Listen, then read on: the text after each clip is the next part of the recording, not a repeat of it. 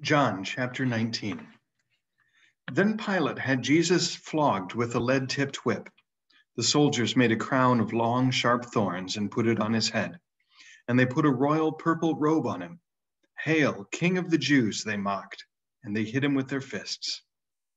And Pilate went outside again and said to the people, "I'm going to bring him out to you now, but understand clearly that I find him not guilty." And then Jesus came out wearing the crown of thorns and the purple robe. And Pilate said, "Here is the man." When they saw him, the leading priests and the temple guards began shouting, "Crucify, crucify." "You crucify him," Pilate said. "I find him not guilty." And the Jewish leaders replied, "By our laws he ought to die because he called himself the Son of God." And when Pilate heard this, he was more frightened than ever. He took Jesus back into the headquarters again and asked him, "Where are you from?" But Jesus gave him no answer. "You won't talk to me?" Pilate demanded. "Don't you realize that I have the power to release you or to crucify you?" And then Jesus said, "You would have no power over me at all unless it were given to you from above. So the one who brought me to you has the greater sin." And then Pilate tried to release him, but the Jewish leaders told him, "If you release this man, you are not a friend of Caesar. Anyone who declares himself a king is a rebel against Caesar." And when they said this, Pilate brought Jesus out to them again. And then Pilate sat down on the judgment seat on the platform that is called the Stone Pavement, in Hebrew, Gabbatha. It was now about noon of the day of preparation for the Passover. And Pilate said to the people, "Here is your king." "Away with him," they yelled. "Away with him. Crucify him." "What? Crucify your king?" Pilate asked. "We have no king but Caesar," the leaders shouted back. And then Pilate gave Jesus to them to be crucified. So they took Jesus and led him away. Carrying the cross by himself, Jesus went to the place called Skull Hill, in Hebrew, Golgotha. There they crucified him.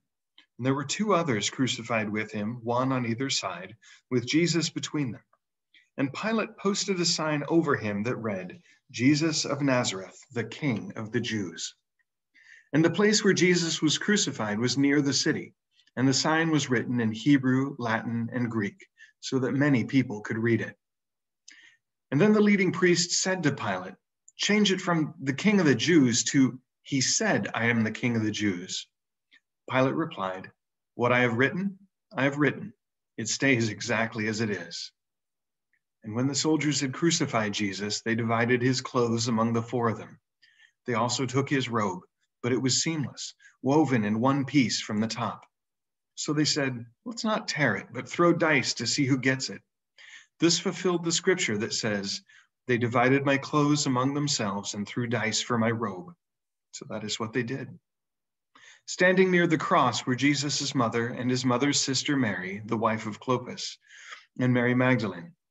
When Jesus saw his mother standing there beside the disciple he loved, he said to her, "Woman, he is your son." And he said to the disciple, "She is your mother." And from then on, this disciple took her into his home.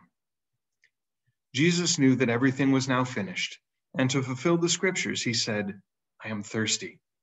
A jar of sour wine was sitting there, so they soaked a sponge in it, put it on a hyssop branch, and held it up to his lips. When Jesus had tasted it, he said, "It is finished." And then he bowed his head and gave up his spirit. And the Jewish leaders didn't want the victims hanging there the next day, which was the Sabbath, and a very special Sabbath at that, because it was the Passover. So they asked Pilate to hasten their deaths by ordering that their legs be broken. Then their bodies could be taken down. So the soldiers came and broke the legs of the two men crucified with Jesus. But when they came to Jesus, they saw that he was dead already, so they didn't break his legs. One of the soldiers, however, pierced his side with a spear, and blood and water flowed out. This report is from an eyewitness giving an accurate account. It is presented so that you also can believe.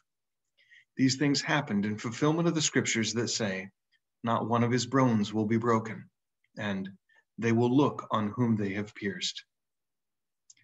Afterward, Joseph of Arimathea, who had been a secret disciple of Jesus because he feared the Jewish leaders, asked Pilate for permission to take Jesus' body down.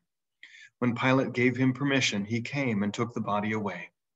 Nicodemus, the man who had come to Jesus at night, also came, bringing about 75 pounds of embalming ointment made from myrrh and aloes.